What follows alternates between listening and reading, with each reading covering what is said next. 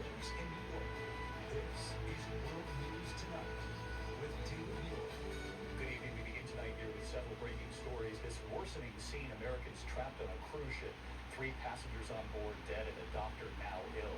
We also have new video tonight of that plane coming into Newark Airport, hitting a truck on landing, and now new questions tonight. But we do begin with the war in Iran. Gas prices in the U.S. hitting a new high tonight. President Trump insisting the ceasefire is holding, despite multiple Iranian attacks targeting the U.S. Navy and an oil facility in the UAE. The president was pressed today. If this isn't a violation, what would be? The president's response right here. 10 weeks into the war, more than 1,500 ships remain stuck outside the Strait of Hormuz. Both the U.S. and Iran tonight claiming the strait is under their control. And when Secretary of State Marco Rubio declared about the war late today, Mary Bruce been asking, what about the nuclear material? Mary, leading us off tonight. Tonight, even as Iran fires missiles and drones at American Navy ships and our ally, the United Arab Emirates, the Trump administration insists the ceasefire is not over. Reporters pressing the president. They fired at U.S. ships several times in the last 24 hours. What do they need to do to violate the ceasefire? Well, you'll find out, because I'll let you know. They know what to do, and they know what to do before, and they know what not to do, more importantly, actually. But today, a top Iranian official insisting, quote, we have not even begun yet, adding, we know full well that the continuation of the status quo is intolerable for America.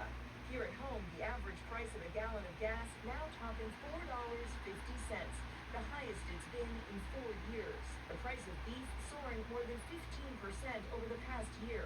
Now the administration has launched a new effort to reopen the Strait of Hormuz to commercial traffic.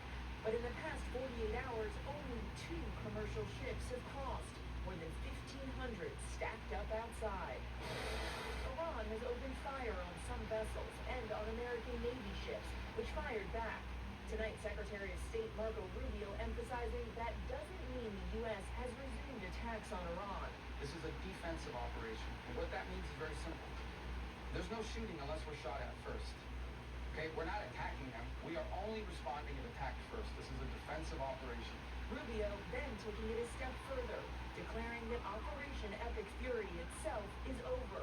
This, though President Trump's goal in starting the war to eliminate Iran's nuclear program remains out of reach. 10 weeks in, are we any closer to getting rid of Iran's nuclear material? Yeah, but here's the way to think about Iran. So their ability to build a shield behind which they can hide their nuclear program was wiped out.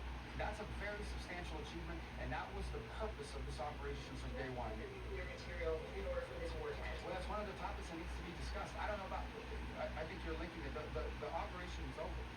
Epic Fury, as the president notified Congress, we're done with that stage of it. The secretary telling Mary the operation is over. Mary asking the questions there on Iran late today. And Mary, there's another breaking headline tonight. Republican lawmakers are now pushing a bill that would include $1 billion in taxpayer money for the president's new White House ballroom. And David, this came as a surprise. Republicans are including $1 billion for the president's ballroom in a funding bill they're preparing to pass themselves. They claim it will only pay for security enhancements. The president, of course, has already torn down the entire East Wing to make way for the ballroom. And, of course, he promised it would be paid for entirely by private donations. David. All right, Mary Bruce leading us off tonight. Mary, thank you.